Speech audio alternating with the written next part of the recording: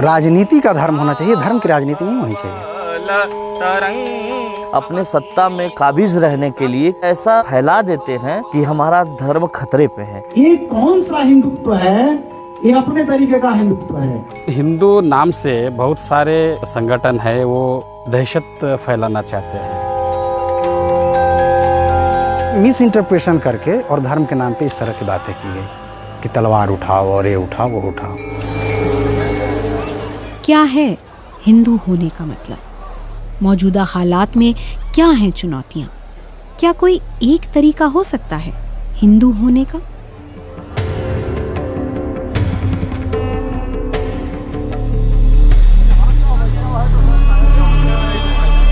हिंदुओं के लिए पवित्र माना जाने वाला हरिद्वार और उसके बीच बहती गंगा, भक्तों और पंडितों की भीड़ जो इसे मोक्ष और शांति का रास्ता मानते हैं। यहीं पर अब से 2 साल पहले हुई एक धर्म संसद में धर्म के नाम पर घृणा भड़काने वाले भाषण देने के आरोप में कई धर्मगुरु गिरफ्तार हुए और फिर जमानत पर रिहा हो गए। अब एक और धर्मगुरु ने एक और धर्म संसद आयोजित की है, जिसमें वो धर्म में समाये प्रेम की बात कर रहे हैं। प्रेम, सौहार्द, करुणा, सद्भाव, ये धर्म का वास्तविक व्याख्या है। दया के बिना कौन सा धर्म है? और वर्तमान में पूरे विश्व में और भारत में भी जिस तरह से धर्म के नाम पे हिंसा का माहौल है, वो चिंताजनक है। सो कॉल्ड हिंदुत्व पॉलिटिक्स करने वाले लोग जिस तरह से कुछ धार्मिक लोगों ने और राजनीतिक लोगों ने जो भेदभाव कर रहा है, जाति के नाम पर, धर्म के नाम पर, मजहब के नाम पर, मंदिर और मस्जिद के नाम पर, भगवान के नाम पर जो कर रहा है, वो नहीं होना चाहिए। इसी विषय को मद्देनजर रखते हुए यहाँ धर्म संसद चल रहा है। ये कूड़े गाड़ी में शिवलिंगों को रखकर ये पॉलिटिकल पार्टी जो हैं, ये लोग जो है अपने स्वार्थ में, अपने सत्ता में काबिज रहने के लिए कि जो परंपरा चलती रहे, तो ये बाहर ऐसा फैला देते हैं कि हमारा धर्म खतरे पे है, हिंदू खतरे में है। आप बताइए, 75 साल देश को आज़ाद हो गया, लेकिन पिछले जो है 9.5 वर्षों से जो है हिंदुत्व की सरकार है। राष्ट्रपति से, प्रधानमंत्री से, हमारे उत्तर प्रदेश में योगी आदित्यनाथ जी है, और विधायक, सांसद और पार्षद, मेयर तक जो है उन्हीं का, और देश खतरे में है।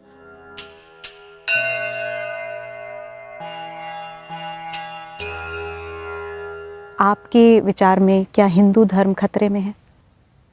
यह खतरे में उन्हीं लोगों से है जो हिंदू धर्म के मूल तत्व को छोड़ करके और हिंसा की बातें कर रहे हैं। वो राजनैतिक हिंदुत्व की बात करते हैं। आध्यात्मिक हिंदुत्व की बात होनी चाहिए।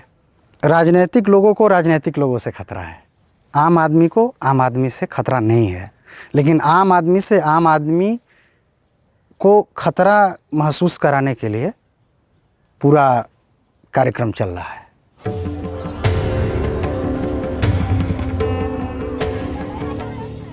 भारत के हिंदू राष्ट्र बनने की बात हम बहुत सुन रहे हैं इन दिनों। आप क्या सोचते हैं इस बारे में? किसी भी श्रेष्ठ राज्य में जिस तरह की लोगों की समग्रता और लोगों की अस्मिता पूरी तरह से संरक्षित हो, वहीं श्रेष्ठ राज्य है। जहाँ सबको अपने विचार स्वातंत्र्य हो, अपने विचारों को प्रकट करने का ऐसा माहौल हो, वैसा ही राम राज्य का थीम ही वही है। तो हम लोग इस तरह का कोई ऐसे राष्ट्र की कल्पना नहीं करेंगे जिसमें घृणा हो, जिसमें प्रेम ना हो। और जिस ऐसे राष्ट्र की परिकल्पना जो की जा रही है, यद्यपि भारत के वर्तमान गृह मंत्री साहब ने कहा कि नहीं, कोई ऐसा मेरा प्रकल्प नहीं है और हम संविधान को सर्वोच्च मानते हैं, फिर भी ये चीज़ें फैल रही हैं।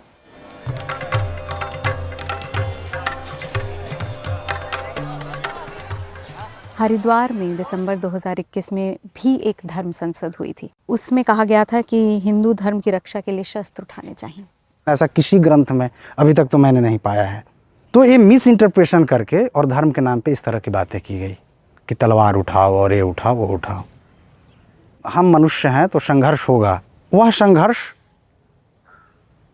ऐसा ना हो कि हम व्यक्ति से व्यक्ति घृणा करने लगे, वैमनस्यता फैल जाए।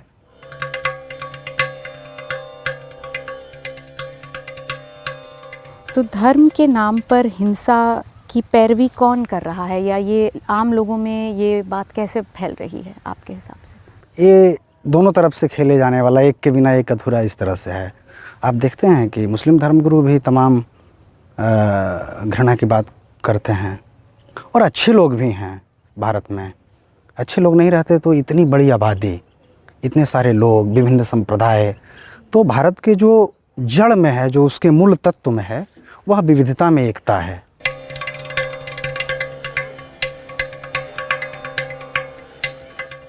हिंदू धर्म के सामने सबसे बड़ी चुनौती क्या है? क्या वो हिंदुत्व है? यदि वह हिंदुत्व हिंसा की बात करता है तो निश्चित रूप से है। किसी भी धर्म का, इस्लाम, ईसाई, किसी भी धर्म का जो कट्टरपंथी है, वो कभी भी मानवता का कल्याण नहीं कर सकता है। कल्याण हमारा प्रेम के मार्ग पे होगा, सद्भाव के मार्ग पे होगा, भाईचारे के मार्ग पे होगा।